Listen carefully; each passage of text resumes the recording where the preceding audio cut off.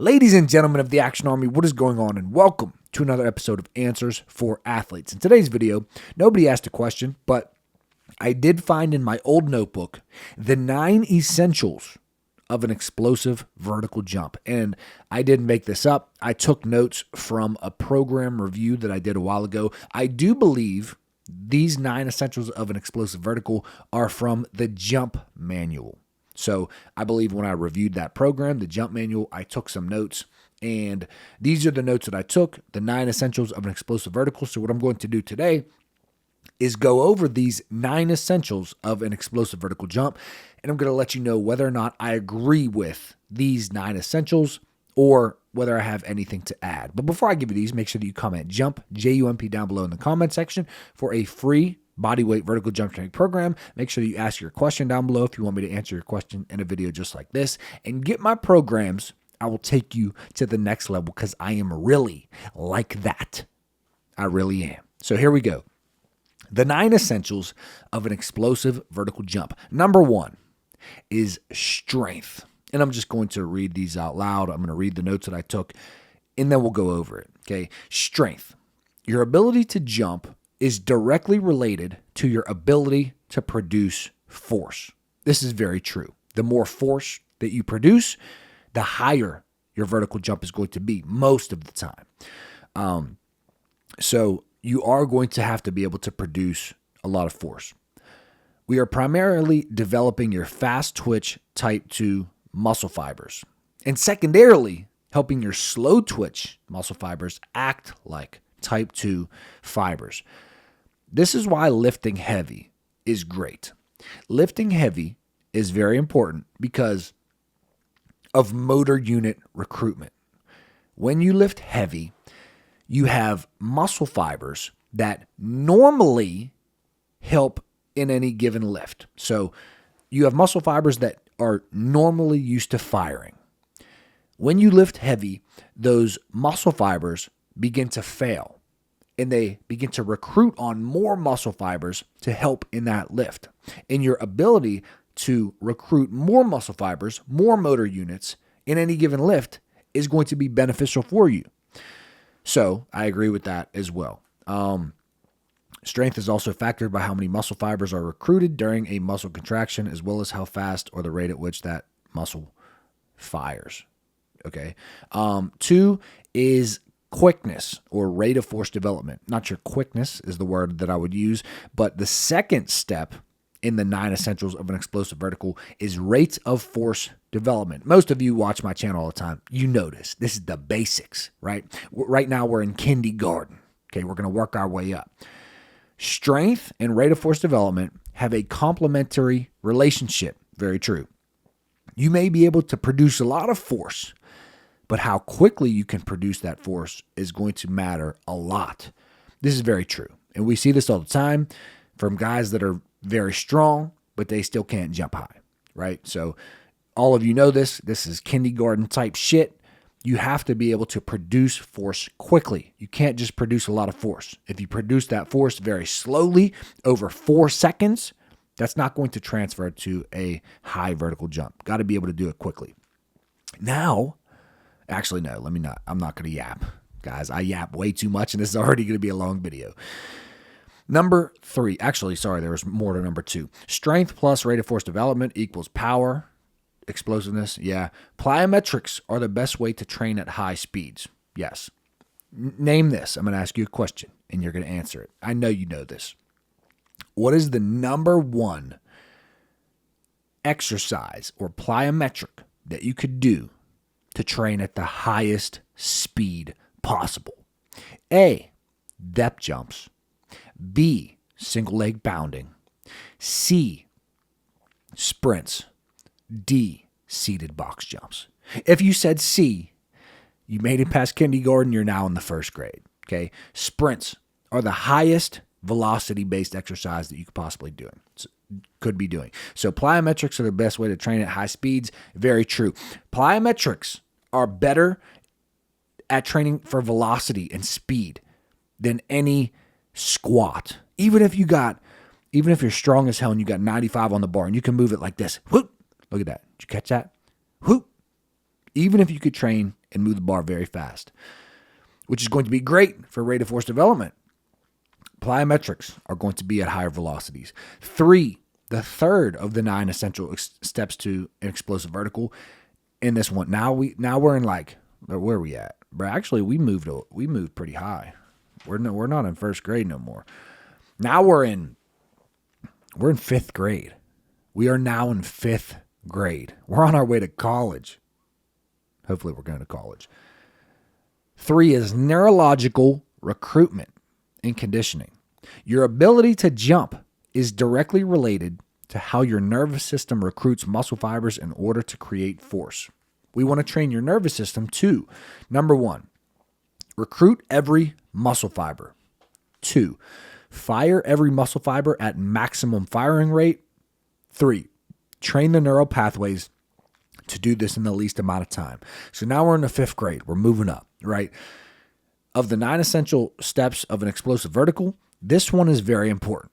So when you hear me say the advice of you need to be able to produce force and produce force quickly because power equals force times velocity, that's the basics. But when we're talking about doing an approach jump, the neurological factors, the actual firing of the motor patterns are going to be very, very important. So neurological recruitment and conditioning, that is number 3. Your ability to jump is directly related to how your nervous system recruits muscle fibers, which is why when your nervous system is fatigued, central nervous system fatigued, you are not jumping very high. The nervous system plays a huge role. Huge. That's half the battle in how high you jump. Okay, moving on. Number 4 is nutrition and fuel. Okay, now we're going back to like the 2nd grade on this one. But nutrition and fuel is number 4. A proper nutrition plan will provide your body with the nutrients you need to allow your body to create proper energy stores in your muscle. Very true. Which is why, never mind, I can't. There's 9 steps, bro. I can't yap. Nutrition is very important. Now, I would say this is like a different, so these are the 9 essentials to a high vertical jump. So first we talked about producing force, then we talked about producing force quickly, then we talked about the nervous system. Now we're talking about nutrition. So we're kind of in a different lane over here. But what I want to say about nutrition is that nutrition is going to be extremely important for a couple of reasons. Reason number 1 is recovery, right? You have to be able to recover from your workouts because, as I say all the time, the only 2 reasons why your vertical jump is not increasing is because, number 1, you're not forcing your body to adapt. Number 2, you're not allowing for enough recovery. Bro, in or out, bro. This cat, every video, he wants to go in the door, wants to come out the door, and he knocks, bro. He goes like this. He goes, I'm sure you guys can hear it. Bro, go.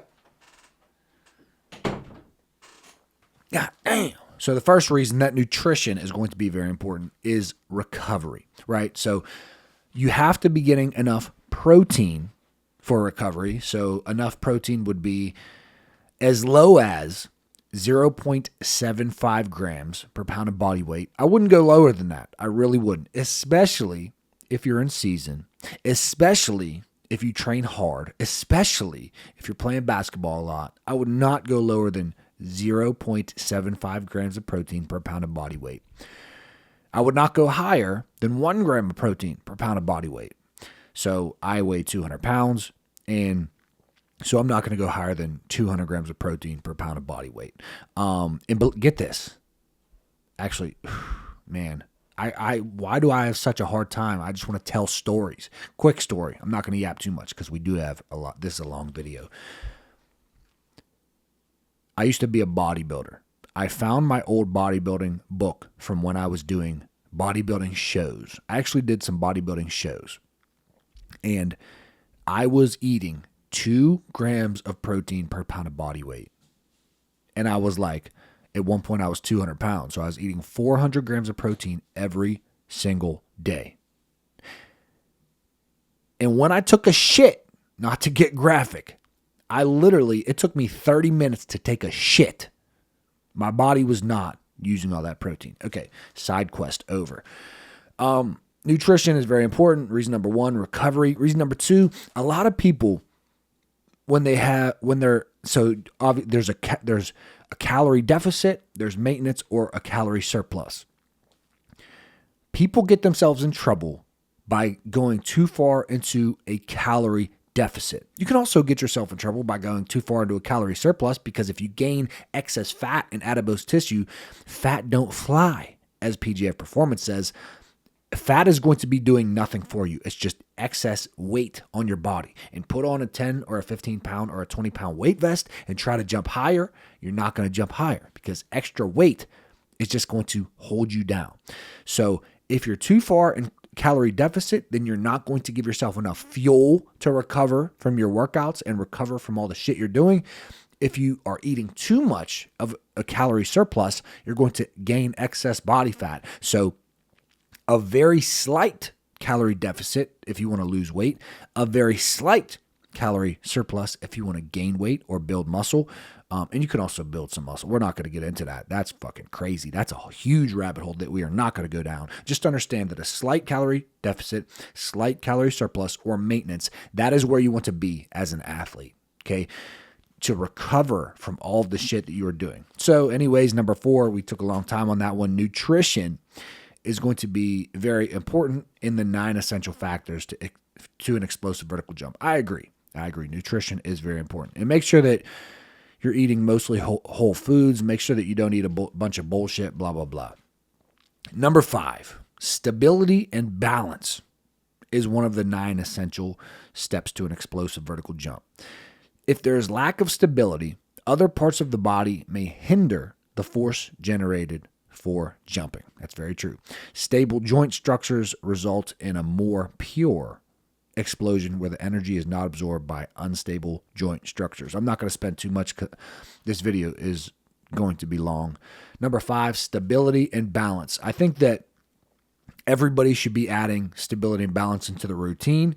When I add stability and balance is on my minor workout days. So with my athletes and for myself, I do main workouts Monday, Wednesday, Friday. I do minor workouts Tuesday, Thursday, Saturday.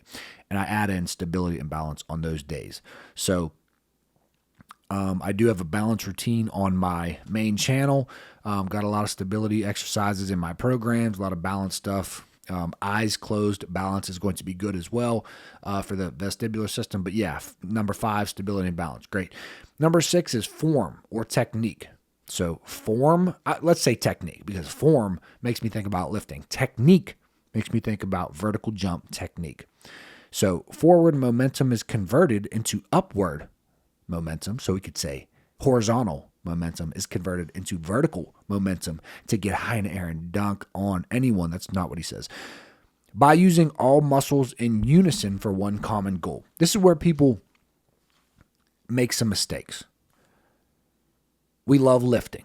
We love plyos, but we forget that what we are trying to do is jump higher. So if you get really strong over here and you do plyos and you get really fast and elastic over here, but you're not doing the actual motor pattern, the skill of jumping and dunking, then you're missing out. You have to be doing, and you don't have to do all of these, but you have to add in some form of approach vertical jumps to improve your technique and to get that technique down. Because the more you do it, the more you rep it out, the better you get at it. So small ball dunks are great.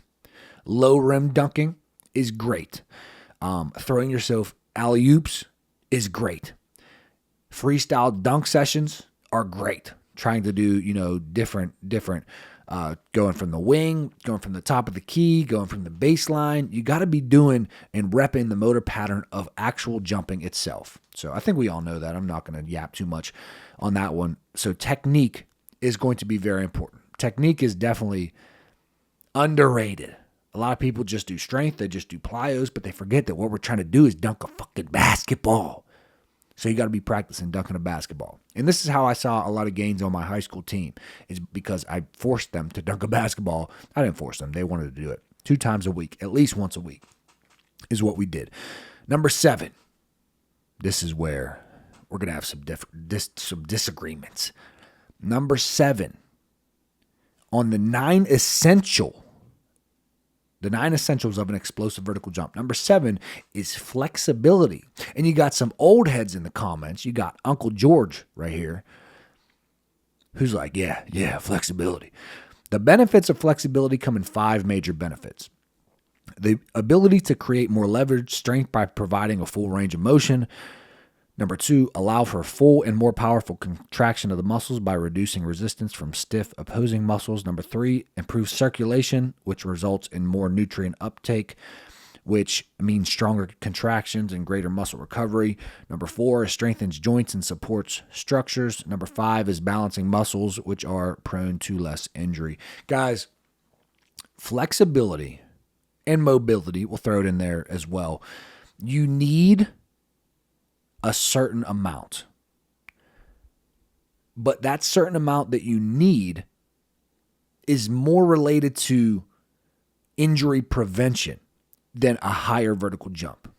Getting more flexible is not correlated to a higher vertical jump.